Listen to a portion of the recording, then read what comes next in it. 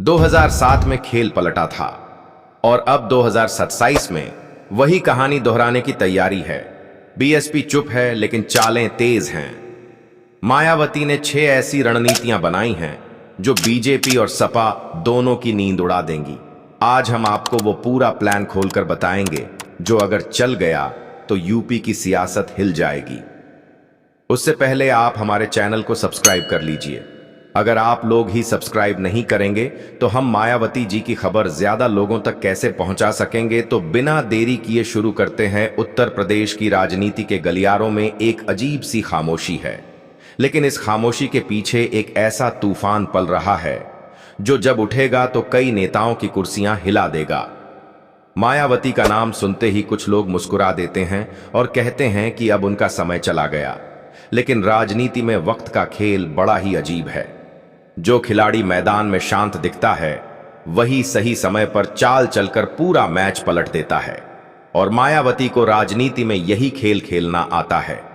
धीमी चाल लेकिन सटीक वार। गांव की गलियों में, चाय की दुकानों पर, खेतों में फसल के बीच और शहरों की भीड़ भाड़ वाली गलियों में एक चर्चा धीरे धीरे बढ़ रही है।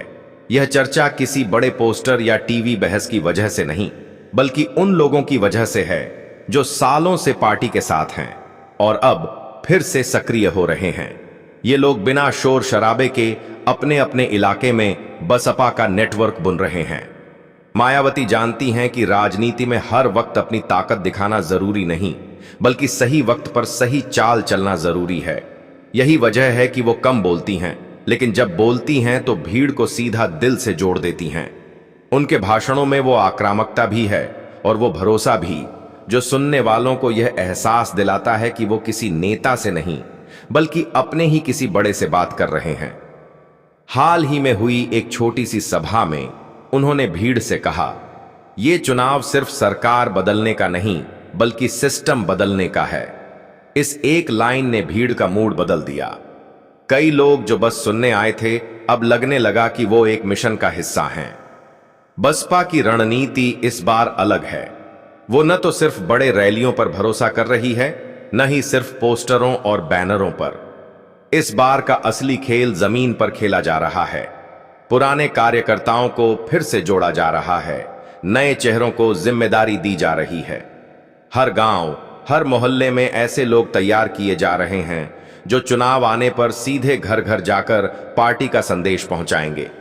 सोशल मीडिया का इस्तेमाल भी हो रहा है, लेकिन मायावती के अंदाज में, बिना ज्यादा शोर मचाए। फेसबुक, व्हाट्सएप, इंस्टाग्राम और यूट्यूब पर अलग अलग लोकल पेज और ग्रुप्स बनाए गए हैं जिनसे पार्टी का संदेश फैलाया जा रहा है। ये पेज सीधे बसपा के नाम से नहीं, बल्कि लोकल मुद्दों और समुदाय के नाम से चलते हैं, ताकि विरोधी यह समझ ही न पाएं कि यह नेटवर्क कितना गहरा है। योजना के मुताबिक अगले कुछ महीनों में पुराने गढ़ों में छोटे छोटे कार्यक्रम होंगे।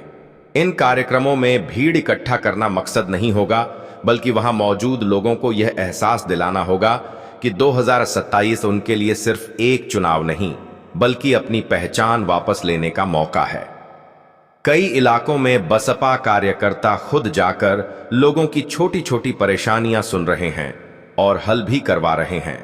चाहे किसी गरीब की बिजली का बिल माफ करवाना हो, किसी किसान को फसल का मुआवजा दिलवाना हो या किसी छात्र को स्कॉलरशिप दिलवाना, पार्टी इन मुद्दों को चुपचाप हल कर रही है। इसका फायदा यह हो रहा है कि जनता के मन में पार्टी के लिए एक भरोसा दोबारा बन रहा है। मायावती खुद पब्लिक में कम दिख रही हैं, लेकिन उनकी टीम लगातार उनके संदेश को फैलाने में लगी है। और यही सबसे बड़ी रणनीति है, खुद पर ध्यान कम रखना, लेकिन जनता के दिल में अपनी मौजूदगी बनाए रखना। राजनीति में इसे साइलेंट कैंपेन कहा जाता है, और अगर यह सही समय पर तेज हुआ तो इसका असर चुनाव में साफ दिखेगा।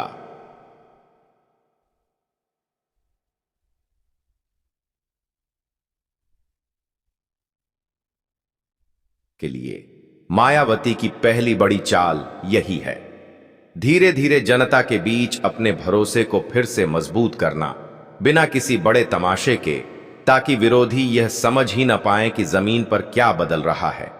और जब तक वो समझेंगे तब तक शायद खेल पलट चुका होगा।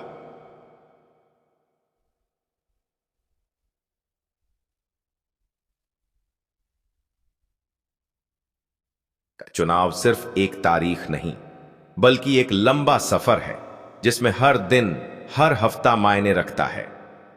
मायावती जानती हैं कि चुनाव में जीतने के लिए सिर्फ आखिरी के 3 महीने नहीं, बल्कि उससे पहले के 3 साल भी उतने ही जरूरी होते हैं।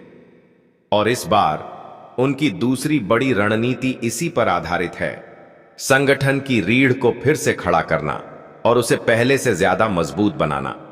बसपा के पुराने कार्यकर्ताओं के बारे में कहा जाता है कि वो नेता से ज्यादा विचारधारा के लिए काम करते हैं।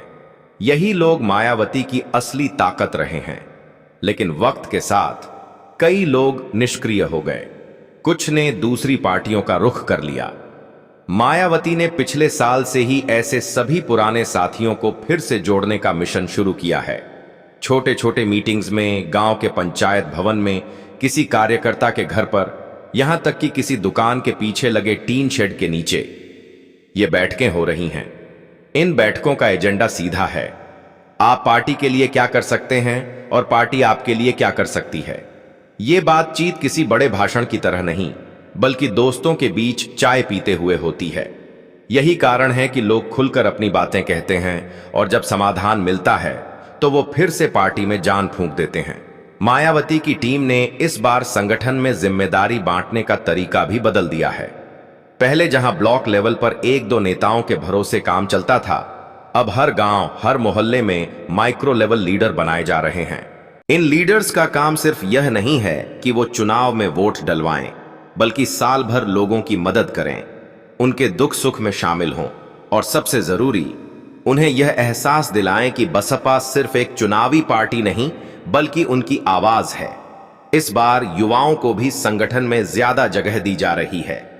कॉलेजों और यूनिवर्सिटीज में ऐसे युवा तैयार किए जा रहे हैं जो अपने अपने इलाके के सोशल मीडिया ग्रुप्स चला सकें, वहां मुद्दों पर चर्चा कर सकें और जरूरत पड़ने पर विरोध की आवाज उठा सकें। मायावती समझती हैं कि आज के जमाने में सिर्फ पोस्टर और रैली से चुनाव नहीं जीते जाते, बल्कि लोगों के फोन की स्क्रीन पर कब्जा करना भी जरूरी है। एक और दिलचस्प चीज हो रही है, बसपा ने इस बार कई इलाकों में छोटे छोटे सेवा केंद्र शुरू किए हैं। ये सेवा केंद्र किसी सरकारी ऑफिस की तरह नहीं, बल्कि दोस्तों के मिलने की जगह की तरह हैं। यहां लोग आकर अपनी समस्या बताते हैं और वहां मौजूद कार्यकर्ता उस समस्या का हल निकालने की कोशिश करते हैं। बिजली का बिल ज्यादा आ गया, खेत के लिए पानी नहीं मिल रहा, स्कूल में टीचर नहीं आ रहा, इन सब का हल ढूंढना ही इन सेवा केंद्रों का काम है। धीरे धीरे ये केंद्र लोगों के भरोसे की जगह बनते जा रहे हैं और यही मायावती की दूसरी बड़ी चाल है, संगठन को इतना मजबूत बनाना कि चुनाव के समय किसी बाहरी दबाव की जरूरत ही न पड़े, क्योंकि जनता खुद संगठन के साथ खड़ी हो। कई राजनीतिक जानकार मानते हैं कि इस तरह का ग्रास रूट बिल्डअप सिर्फ मायावती कर सकती हैं, क्योंकि उनका स्टाइल दिखावे से ज्यादा काम करने का है। और अगर यह नेटवर्क समय से पहले पूरी तरह सक्रिय हो गया तो 2027 में इसका असर ऐसा होगा कि विरोधी पार्टियां समझ ही नहीं पाएंगी कि यह जीत कैसे बनी। तीसरी रणनीति जो मायावती को बाकी नेताओं से अलग करती है, वो है उम्मीदवार चुनने का फार्मूला बदलना। राजनीति में अक्सर देखा जाता है कि टिकट उसी को मिलता है जिसके पास पैसा ज्यादा हो या जिसकी पकड़ किसी खास जाति में मजबूत हो। लेकिन मायावती इस बार इस पुराने फार्मूले को तोड़ रही हैं। उनके दिमाग में साफ है कि 2027 का चुनाव सिर्फ नाम के नेताओं के भरोसे नहीं जीता जा सकता, बल्कि ऐसे चेहरों को सामने लाना होगा जो जनता के बीच वास्तव में लोकप्रिय हों और जिनका काम बोलता हो। बसपा के अंदर एक गुप्त सर्वे चल रहा है। यह सर्वे किसी मीडिया चैनल वाला नहीं, बल्कि पार्टी का खुद का है, जिसे छोटे छोटे ग्रुप्स के जरिए किया जा रहा है। ये ग्रुप्स गांवों और मोहल्लों में जाकर लोगों से पूछते हैं, अगर आज चुनाव हो जाए तो आप किसे वोट देंगे और क्यों। जवाब में जो नाम आते हैं उनकी पूरी बैकग्राउंड रिपोर्ट तैयार की जाती है। मायावती खुद इन रिपोर्ट्स को देखती हैं और तय करती हैं कि किसे टिकट मिलेगा। इस बार मायावती की खास नजर उन नेताओं पर है जो छोटे स्तर से उठकर आए हैं, जैसे पंचायत प्रमुख, नगरपालिका चेयरमैन या किसान संगठनों के नेता। कारण साफ है, ऐसे लोग जनता की असली समस्याओं को जानते हैं और उनका सीधा कनेक्शन वोटर्स से होता है। ये सिर्फ चुनावी मौसम में नहीं, बल्कि पूरे साल लोगों के बीच रहते हैं। दूसरी तरफ जो नेता सिर्फ चुनाव के समय एक्टिव होते हैं, उनके लिए मायावती का मैसेज साफ है, काम करो या किनारे हो जाओ। इस बार कई पुराने चेहरे भी टिकट से बाहर हो सकते हैं अगर उनकी रिपोर्ट कार्ड कमजोर निकली। और यहां मायावती एक और दिलचस्प चाल चल रही हैं। नए चेहरों में सिर्फ दलित समाज के लोग ही नहीं, बल्कि पिछड़े वर्ग, अल्पसंख्यक और यहां तक कि सवर्ण समाज से भी उम्मीदवार चुन रही हैं। इससे वो विपक्ष को यह मैसेज देना चाहती हैं कि बसपा सिर्फ एक जाति की पार्टी नहीं, बल्कि पूरे समाज की आवाज है। चुनाव में उम्मीदवार का इमेज जीत हार का बड़ा फैक्टर होता है। मायावती जानती हैं कि अगर उनके उम्मीदवार की छवि साफ सुथरी और जनता से जुड़ी होगी, तो चुनाव प्रचार में आधा काम अपने आप आसान हो जाएगा। इसके लिए पार्टी की मीडिया टीम भी एक्टिव हो गई है, जो हर उम्मीदवार का एक पर्सनल ब्रांड बना रही है। सोशल मीडिया पेज, गांव-गांव में छोटे पोस्टर और लोगों से सीधे मिलने का प्रोग्राम। ये रणनीति विरोधी पार्टियों को उलझा रही है, क्योंकि उन्हें लगता है कि बसपा का किला तो सिर्फ एक खास वोट बैंक पर टिका है। लेकिन नए उम्मीदवारों के साथ मायावती ये धारणा तोड़ने की कोशिश में है। और अगर ये प्लान सफल हुआ, तो 2027 में बसपा के पास ऐसे उम्मीदवारों की फौज होगी जो न सिर्फ अपने बूथ पर मजबूत होंगे, बल्कि आसपास के क्षेत्रों में भी पार्टी के लिए माहौल बनाएंगे। चौथी रणनीति, जो मायावती की सबसे खामोश लेकिन घातक चाल मानी जा रही है, वो है ग्राउंड लेवल पर बूथ मैनेजमेंट को प्रोफेशनल बनाना। राजनीति के जानकार जानते हैं कि चुनाव जीतने के लिए सिर्फ बड़ी बड़ी रैलियां और भाषण काफी नहीं होते। असली खेल तो बूथ स्तर पर होता है। मायावती इस बात को बहुत पहले से समझती हैं, लेकिन इस बार उन्होंने इसे एक बिल्कुल नए लेवल पर ले जाने का प्लान बनाया है। 2027 के लिए मायावती का लक्ष्य है कि हर विधानसभा के हर बूथ पर एक मिनी कमांड सेंटर बनाया जाए। इसका मतलब है कि हर बूथ पर कम से कम 15-20 प्रशिक्षित कार्यकर्ता होंगे, जिनका काम सिर्फ वोटिंग डे पर लोगों को घर से निकालकर बूथ तक लाना नहीं होगा, बल्कि पूरे साल उस इलाके में लोगों की जरूरतें और शिकायतें सुनना भी होगा। ये कार्यकर्ता चुनाव से 6-8 महीने पहले से अपने अपने इलाकों में एक्टिव हो जाएंगे। किसी की बिजली कटी हो तो पंचायत या बिजली विभाग से बात करवा देंगे, किसी को राशन में दिक्कत हो तो फटाफट समाधान करेंगे, और अगर कोई सरकारी योजना का लाभ नहीं पा रहा है तो उसके कागज बनवाने में मदद करेंगे। इसका असर यह होगा कि लोग इन्हें अपना समझेंगे, और जब वोट देने का दिन आएगा तो उनके कहने पर बूथ तक जाना उनके लिए आसान होगा। मायावती ने इस बूथ टीम के लिए एक गुप्त ट्रेनिंग प्रोग्राम भी शुरू कराया है। ट्रेनिंग में सिखाया जा रहा है कि कैसे विरोधियों की गलतियों को पॉइंट आउट करें, लेकिन झगड़े में न उलझें, कैसे सोशल मीडिया का स्मार्ट इस्तेमाल करें, और कैसे मौखिक प्रचार, वर्ड ऑफ माउथ को तेज किया जाए। यहां एक खास फोकस युवा कार्यकर्ताओं पर है, क्योंकि वो न सिर्फ तेजी से काम करते हैं, बल्कि सोशल मीडिया पर तुरंत माहौल बना देते हैं। एक और दिलचस्प बात, इस बार हर बूथ पर एक महिला कोऑर्डिनेटर भी होगी। मायावती जानती हैं कि महिलाओं का वोट पैटर्न अक्सर एक दूसरे को देखकर बदलता है।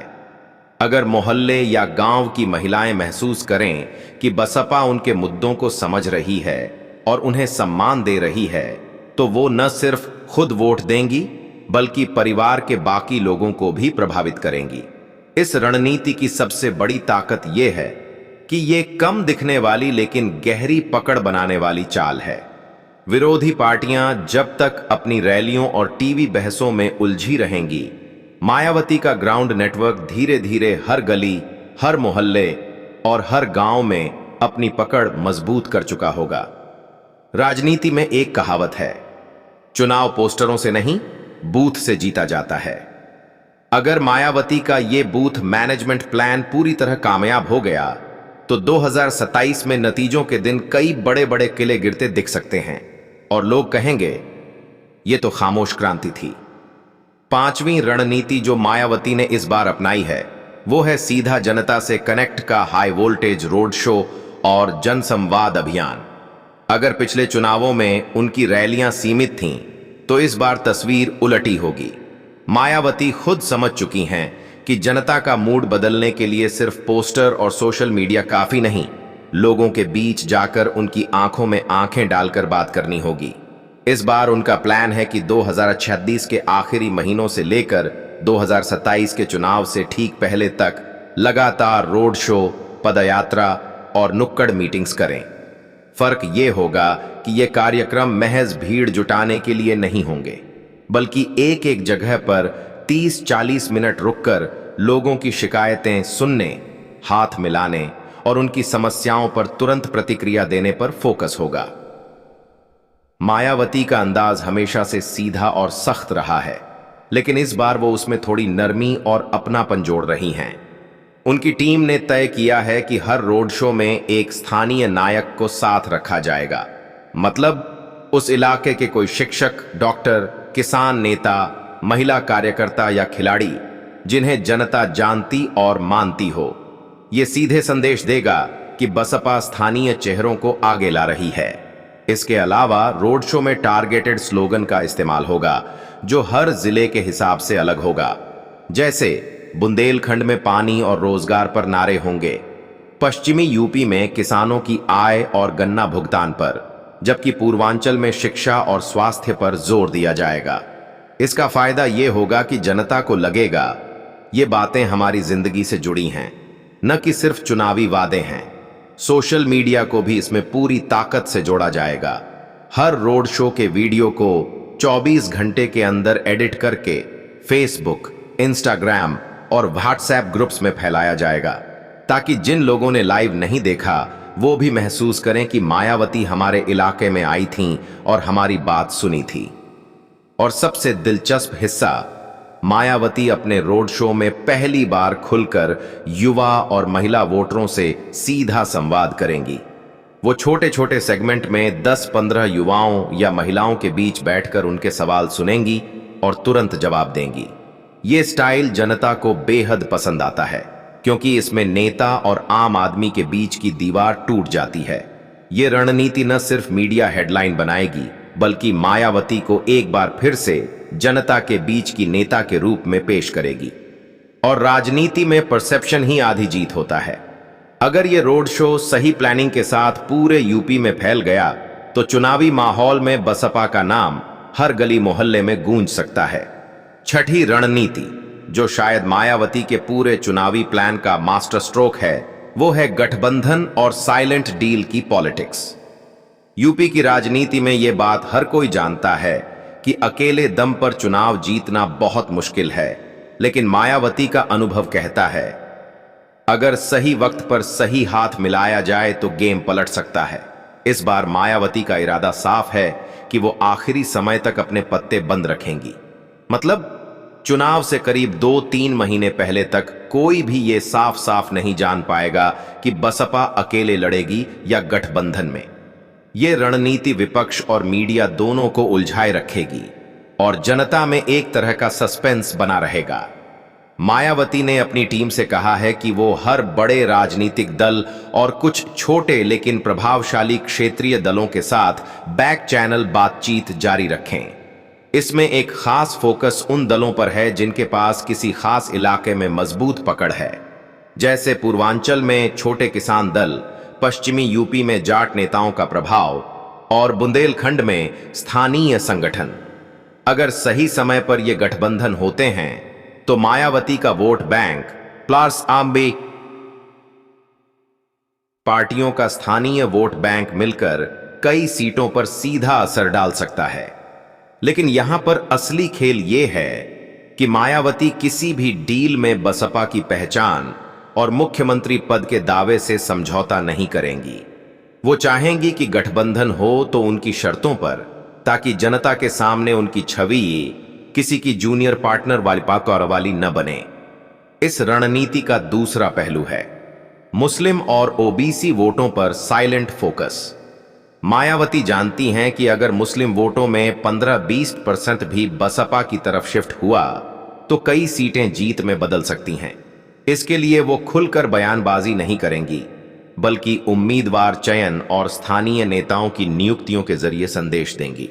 मायावती का प्लान है कि गठबंधन की घोषणा एक बड़े मंच से एक विशाल रैली में हो, जहां वो अपने पूरे चुनावी एजेंडा और उम्मीदवारों की पहली लिस्ट भी जारी कर दें।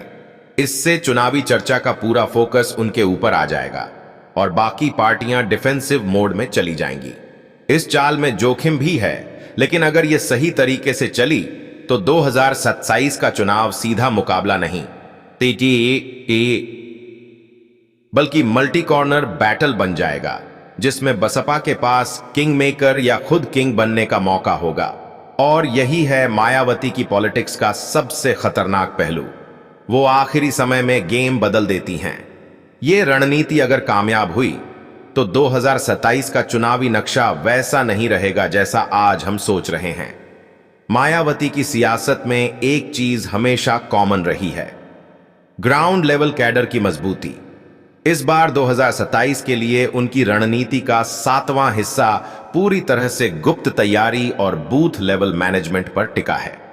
यूपी के चुनाव में यह साफ हो चुका है कि आखिरी दिन तक नारा चाहे जो गूंजे, लेकिन जीत बूथ पर तय होती है। और मायावती इस सच को बाकी नेताओं से ज्यादा समझती हैं। उन्होंने इस बार अपनी टीम को 2 हिस्सों में बांटा है। पहला, वो लोग जो पब्लिक रैलियों, सोशल मीडिया और मीडिया के जरिए माहौल बनाएंगे। दूसरा, वो लोग जिनका नाम तक अखबार में नहीं आएगा, लेकिन जो हर मोहल्ले, हर गांव, हर बूथ पर बसपा के वोटरों को एक्टिव रखेंगे। इस टीम का काम है माइक्रो लेवल वोटर मैपिंग, मतलब किस गली में किस जाति का कितना वोट है, वहां पहले किस पार्टी को वोट गया और 2027 में उसे कैसे तोड़ा जा सकता है। इसका पूरा डाटा बन रहा है। यहां तक कि अलग अलग जातियों के लोकल इन्फ्लुएंसर चुने जा रहे हैं जो अपने समाज में मायावती के पक्ष में माहौल बना सकें। एक और अहम चीज, मायावती ने डिजिटल बूथ स्ट्रेटजी शुरू की है। अब बसपा का स्थानीय वर्कर सिर्फ पोस्टर और पंपलेट नहीं बांटेगा, बल्कि व्हाट्सएप ग्रुप, फेसबुक पेज और लोकल न्यूज चैनलों के जरिए अपनी बात पहुंचाएगा। उन्होंने साफ कहा है, लोग अब अखबार कम और मोबाइल ज्यादा पढ़ते हैं, इसलिए हमारी लड़ाई भी मोबाइल पर होगी। इसके अलावा वोटिंग के दिन की तैयारी भी इस रणनीति में शामिल है। 2022 में कई सीटों पर बसपा का वोट बैंक घर पर रह गया था, क्योंकि वोट डालने के लिए उतनी मेहनत नहीं हुई जितनी होनी चाहिए थी। इस बार मायावती ने हर बूथ के लिए डे ऑफ वोटिंग कमांडर तय किए हैं, जो यह सुनिश्चित करेंगे कि समर्थक वोट डालने जाएं। इसमें गाड़ियों की व्यवस्था से लेकर बुजुर्ग वोटरों की मदद तक सब कुछ शामिल है। सबसे रोचक बात यह है कि मायावती इस तैयारी को पब्लिक में ज्यादा शो नहीं कर रही हैं। वो चाहती हैं कि बाकी पार्टियां सोचें कि बसपा सिर्फ रैलियों और भाषणों तक सीमित है, जबकि असली ताकत चुपचाप बूथ तक पहुंच रही है। अगर यह माइक्रो लेवल तैयारी अपने लक्ष्य पर पहुंची तो मायावती का वोट शेयर चाहे 2-3% ही क्यों न बढ़े, लेकिन इसका असर सीधे 40-50 सीटों पर पड़ सकता है। और यही वो फर्क है जो जीत और हार में लाइन खींच देता है। 2027 का चुनाव जैसे जैसे नजदीक आएगा, मायावती की ये 6 रणनीतियां एक एक करके मैदान में खुलती जाएंगी। अभी जो लोग बसपा को कमजोर मानते हैं, उनके लिए असली चौंकाने वाला पल तब आएगा जब ग्राउंड पर मायावती का नेटवर्क एक्टिव होगा। चुनावी राजनीति में अक्सर देखा गया है कि जिस पार्टी को मीडिया और सर्वे नजरअंदाज कर देते हैं, वही आखिरी वक्त में बाजी पलट देती है। मायावती को इसका तजुर्बा है और वो इस बार उसी खेल को दोबारा दोहराने की कोशिश कर रही हैं। पहली रणनीति, कोर वोट बैंक की मजबूती, पहले से ही बसपा को एक ठोस आधार दे रही है। दूसरी, नए वोटरों की पकड़, खासकर 18 से 25 साल की उम्र के युवाओं में बसपा को वो एज दे सकती है जो कई पार्टियां अभी तक हासिल नहीं कर पाईं। तीसरी, सामाजिक समीकरण का पुनर्गठन, यानी दलित, पिछड़े मुस्लिम और सवर्णों के बीच एक संतुलन बनाना मायावती को एक अलग पोजीशन देगा। चौथी, लोकल इश्यू पर फोकस, जो बड़ी पार्टियों के प्रचार में अक्सर छूट जाते हैं, मायावती के एजेंडे को जमीनी बना देगा।